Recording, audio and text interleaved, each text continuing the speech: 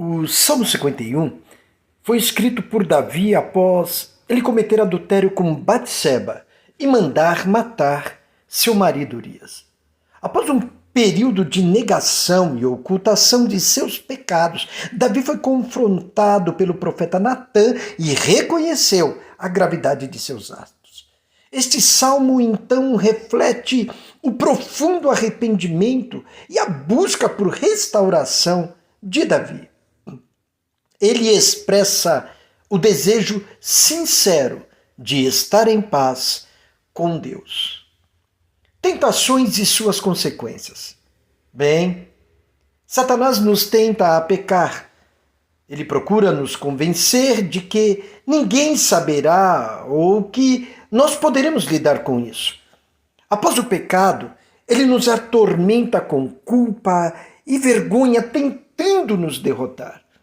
Mesmo que não possa ter nossa alma, ele quer nos desencorajar e nos levar a uma condição de apostasia, fazendo-nos acreditar que não há mais esperança. Ele se deleita em liderar os cristãos a uma condição de apostasia e, em seguida, tenta convencê-los de que eles dirão: nunca mais conseguirei me levantar. Bem, os pecados de Davi. Davi cometeu dois grandes pecados, o adultério e o assassinato. Ele tentou encobrir o adultério, chamando Urias de volta da guerra para que dormisse com Batseba, porém, Urias honrosamente recusou. Frustrado, Davi ordenou que Urias fosse colocado na linha de frente da batalha para que ele fosse morto. Após isso, Davi viveu tranquilamente por 9 meses, insensível à sua própria transgressão, até ser confrontado por Natã. Confrontação e arrependimento.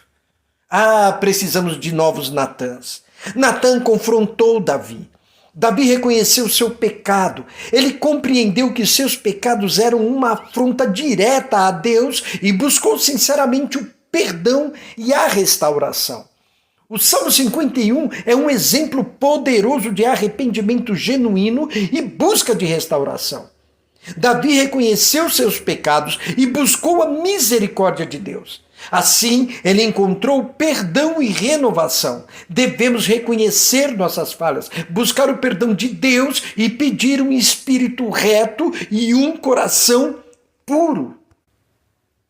A gente deve entender que o pecado deixa o crente sentindo-se impuro e envergonhado.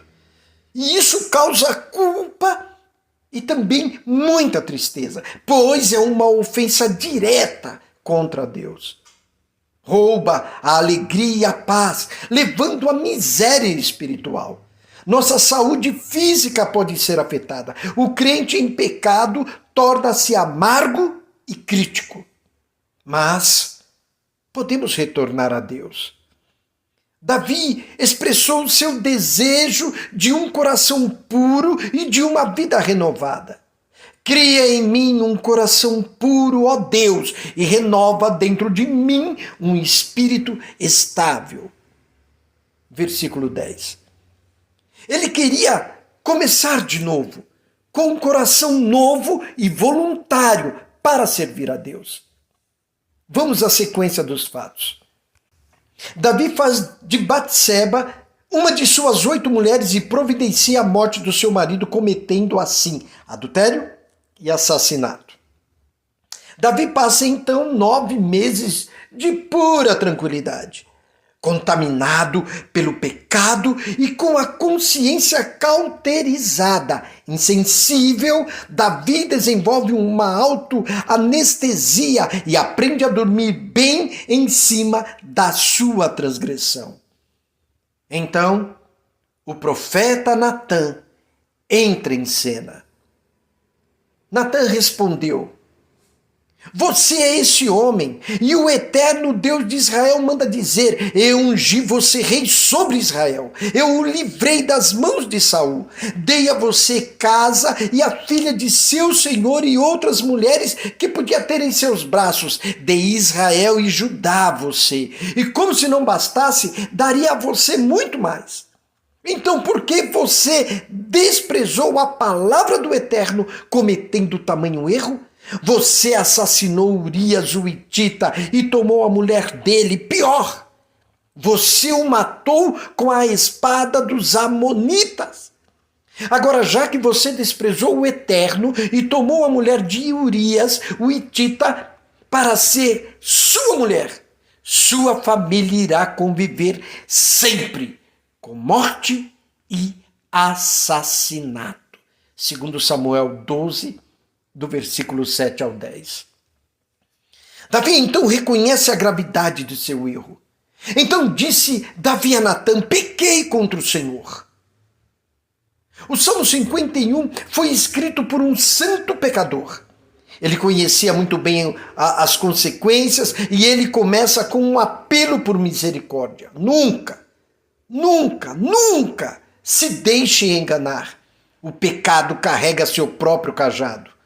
Observe estas certas consequências do pecado. Versículo 2. O pecado mancha o santo. Então Davi busca a purificação. O pecado fará com que o santo se sinta sujo. O não cristão não terá dificuldade com o pecado. O porco, segundo Pedro 2:22. Deste modo sobreveio-lhes o que por um verdadeiro provérbio se diz: o cão voltou ao seu próprio vômito e a porca lavada ao espojadouro de lama. O santo não será capaz de pecar e sobreviver com isso. O versículo 3 mostra que o pecado satura a mente. Olha, o pecado de Davi estava sempre na sua mente. Um descrente pode pecar e esquecer, mas o cristão terá esse pecado em sua mente até que seja tratada. O Espírito Santo em nossos corações, não nos permitirá esquecer. Duas grandes feridas na mente: culpa e tristeza. A tristeza vai curar porque é uma ferida limpa. A culpa apodrece e infecta toda a vida, até que seja resolvido. Manifesta-se em temperamento, falta de concentração, irritabilidade, falta de vida de oração, falta de apetite por coisas espirituais e por aí vai. Salmos 34:4 nos diz assim: busquei ao Senhor e ele me respondeu, livrou-me de todos os meus temores. O Eterno me encontrou mais que necessitado e me libertou dos meus medos. Olha, a culpa vai te consumir, mas não precisa ser assim. Jesus oferece purificação e oferece também perdão. O versículo 4, o pecado fere a consciência.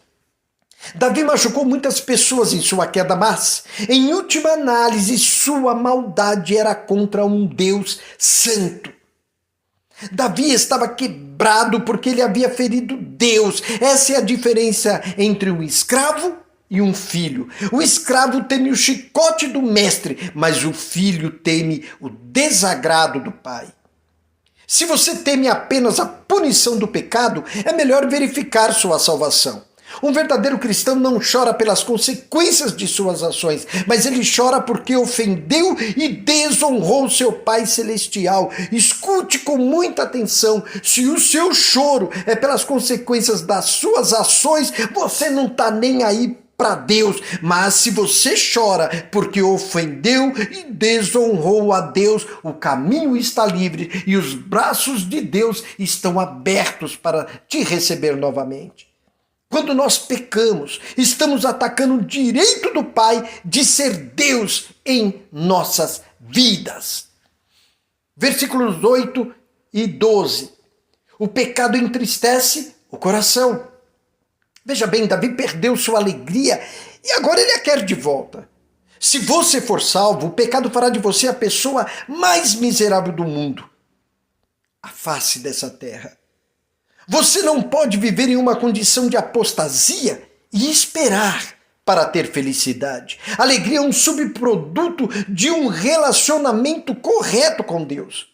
Você pode identificar um apóstata pela sua falta de alegria. A verdadeira alegria duradoura não é afetada por circunstâncias ou dificuldade.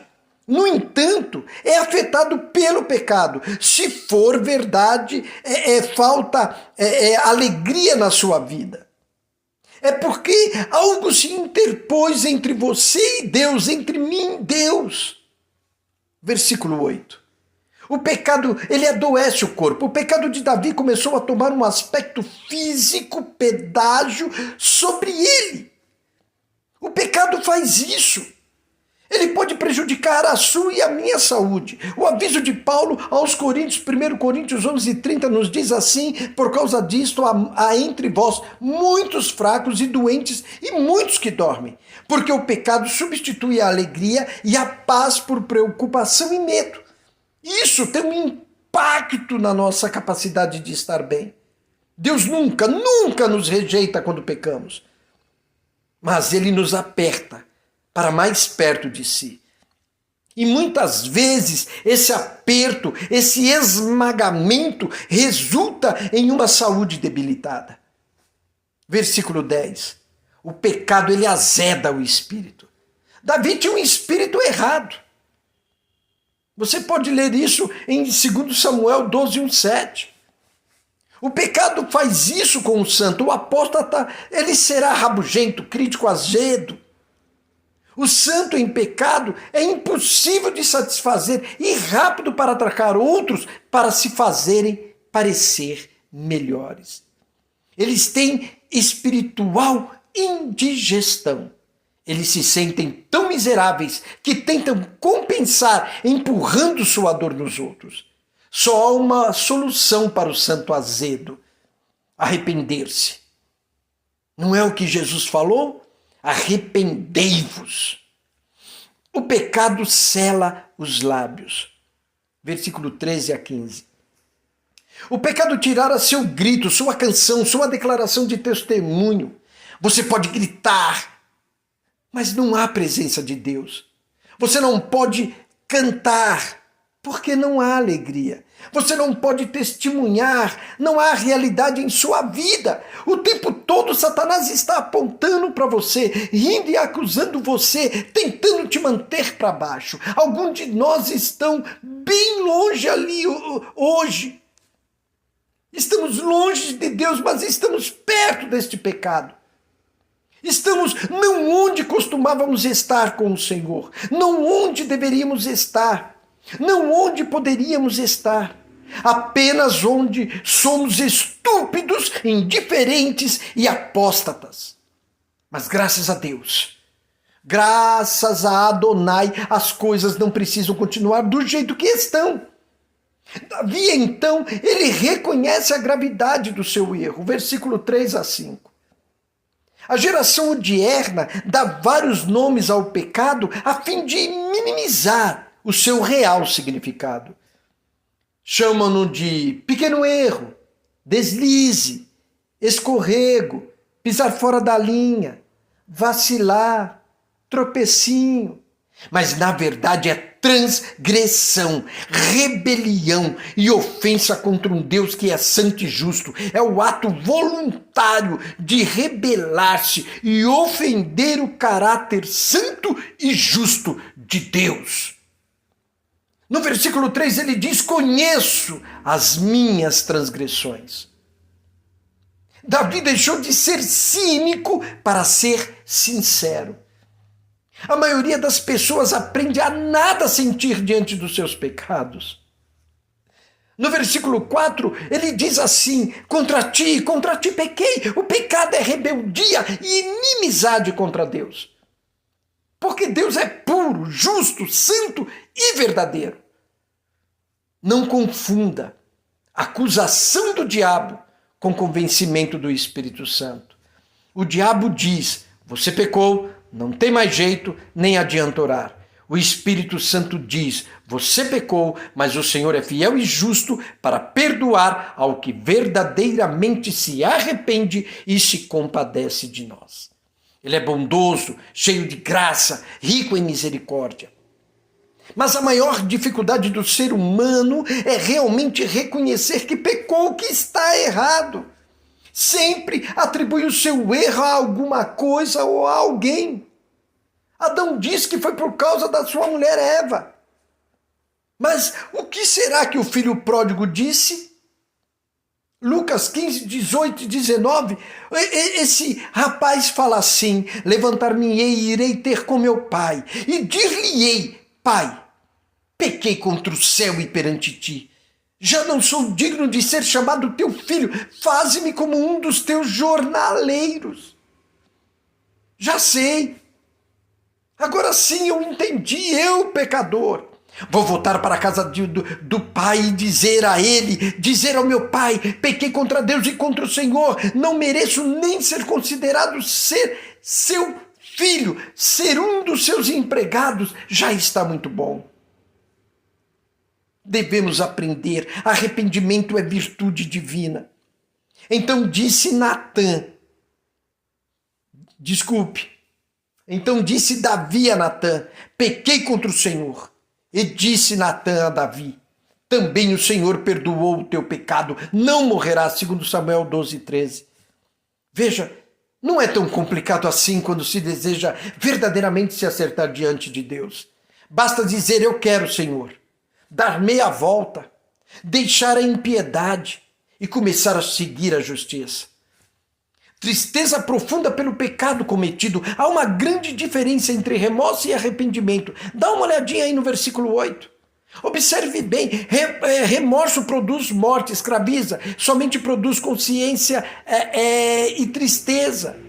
Arrependimento produz vida, liberdade, gera mudança, transformação e um retorno a Deus. Infelizmente, as pessoas lamentam ter errado, mas não desejam ardentemente uma mudança verdadeira. Mas esse não foi o caso de Davi. Ele tem um comportamento diante do pecado que ilustra bem alguém que está verdadeiramente arrependido. Versículo 8b, ossos que tu quebraste. Olha o que ele disse: ossos que tu quebraste. Os ossos significam um corpo inteiro, pois eles lhe dão sustentação. No versículo 8a, ele faz assim: faz-me ouvir júbilo e alegria. Toda noção de júbilo e alegria haviam desaparecido. Acabou todo o cantar da alma e isso é resultado da culpa. Em Davi já não havia mais salmos, mensagens e orações. O pecado havia tirado dele toda a espontaneidade de uma vida de devoção e adoração a Adonai. Passar a ter nojo do pecado. Versículo 1, 2 e 7. Davi se sentiu sujo, imundo, podre, totalmente necessitado de ser lavado por Deus. No versículo 1 ele diz: apaga. As transgressões ficam escritas na alma como um escrito de dívida. Versículo 2a, lava-me. São como vestes sujas que precisam ser lavadas com água e sabão. Versículo 2b, purifica-me, como um metal precioso que necessita de purificação. Versículo 7a, com isopo. Isopo eram ramos de plantas usados para o ritual de purificação. Era como o leproso purificava-se. A Bíblia diz: vinde então e argui-me, diz o Senhor, ainda que os vossos pecados sejam como a escarlata, eles se tornarão brancos como a neve, ainda que sejam vermelhos como o carmesim, se tornarão como a branca lã. Isaías 1, 18. Agora o retorno a Deus, versículo 10 e 12. Cria em mim um coração puro. A coisa mais difícil é recuperar um coração puro, pois é nele que permanecem as malícias, as maldades. Cria em mim. Davi não quer um coração reformado, remendado. O verbo criar desse texto é o mesmo de Gênesis 1, criar do nada. Ele queria dizer: Senhor, tira do nada, arranca do coisa alguma e faz um coração novo para mim.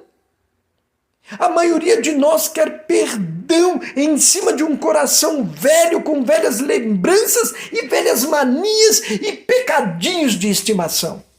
Davi quer um zerar de existência. Ele quer começar de novo, ele quer começar por baixo, ele quer começar do zero diante da presença daquele que tudo pode.